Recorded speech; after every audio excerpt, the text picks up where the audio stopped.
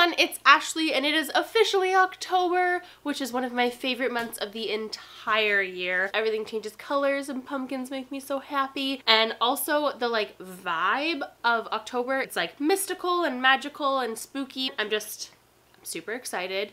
I have a ginormous October TBR. Chances of me getting to all of these books are slim, but I am gonna try really hard because I've been like in a huge reading mood lately. I've been reading a lot more often. I've been finishing a lot more books. So without further ado, here are all of the things I want to read in the month of October. First, we have The Tales of Beedle the Bard by J.K. Rowling. This is one of the only Harry Potter stories or story that takes place in that world that I haven't actually read in full. I've read some of them online before I owned this as like a physical book, and this is one of those books that I've been putting off for a long time because it's the last like Harry Potter world thing that I haven't fully read. So I want to finally read this month. Harry Potter is like full October vibes, and I thought about rereading the first book this month, but I really want to try to reread all 7 books in the month of December this year. So I'm gonna hold off for a couple of months on my reread of Harry Potter, and instead I'm going to try to read this short story collection. Super excited about it. You'll see that it's kind of a trend in this October TBR to be reading kind of like spooky fairy tale retelling-esque short stories, so keep that in mind. Next, I want to finally finish Howls Moving Castle by Diana Wynne Jones. I don't know if you'll recall, but I mentioned on a few of my social medias that the only reason I haven't finished this is because I just hate reading mass market paperbacks. I just don't like it. I love this cover. I'm loving the story. I'm ordering the hardcover copy of this because I, 1, think it's going to become a favorite, and 2, I just really cannot read the mass market version. So I ended up buying the ebook because it was on sale for like $1.99 for all 3 books in this series, which is just insane.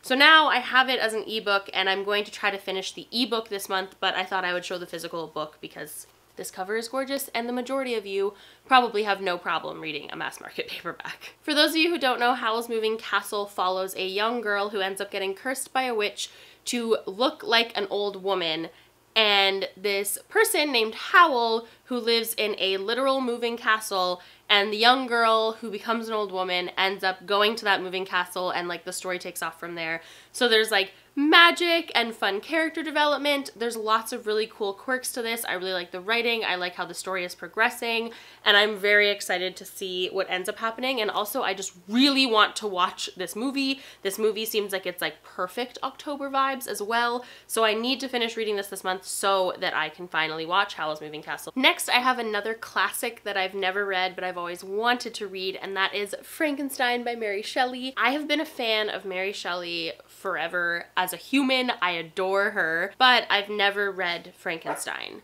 Parker, there are workers doing things outside my house. This construction outside my house has been happening for I don't even know how long at this point, and Parker just doesn't like it.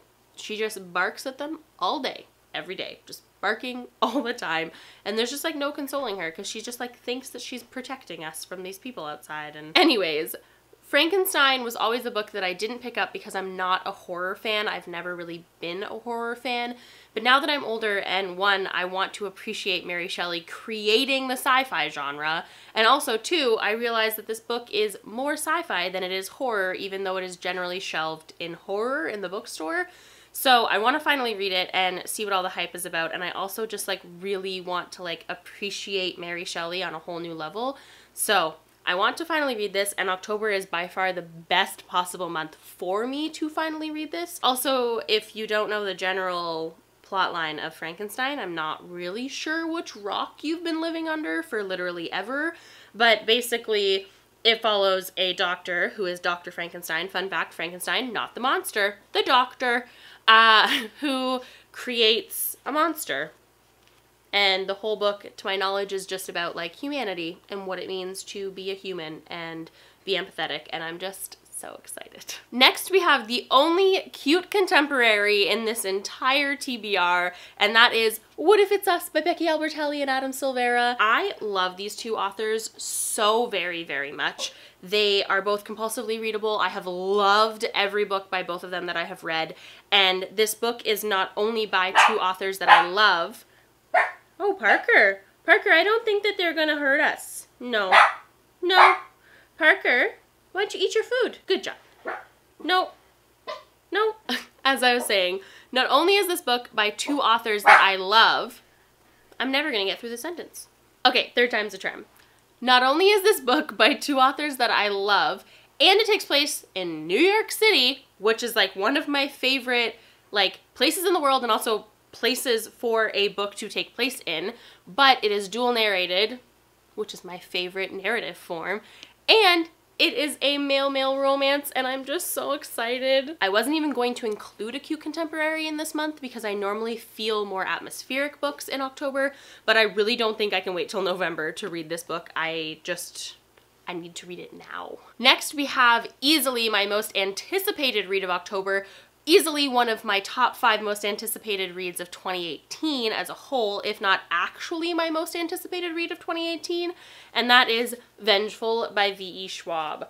Victoria Schwab is one of my favorite authors of all time. I have adored every single book I have read by her. I actually think every book I've read by her I've given 5 stars. All of them are compulsively readable. I love her as a human. I've met her before. I was a mess. It was a horrible interview on my part. I was like so nervous, but I will leave it linked down below if you want to check it out. But she was not only charming and wonderful and so empathetic, and she was a wonderful human.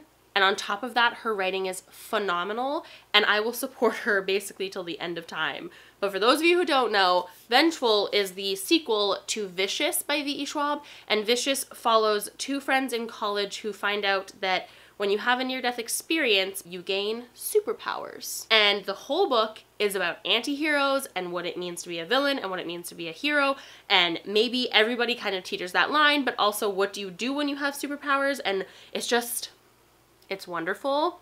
And this one follows a female main character who has superpowers. I'm so sorry, my camera died. So, but apparently this female is totally kick butt and like the epitome of what women feel like in 2018, and I am here for it. Next, we have a book that I picked up earlier this year, but I decided to save for this month specifically because I wanted to read this book during an atmospheric month because I knew that the book was going to be atmospheric, and that is The Beginning of the World in the Middle of the Night by Jen Campbell. Jen is a YouTuber. I love her. I'm like a Patreon of hers. I adore her content. I adore her as a person. So lovely. I will leave her channel link down below and also like the Goodreads link to her books and such. And also, I realized that she has nothing to do with the cover, but the publisher and whoever designed it does, and this cover is one of the best book covers I've seen in a very long time. It is so good. This is a short story collection that, to my knowledge, is like a play on fairy tales, and I have read 2 of them so far. I picked this up yesterday, and I have been addicted. They are so weird and so atmospheric and so enthralling, and I am loving it so far. I'm a big short story person, and this has like the feel of fairy tales while also being like super dark.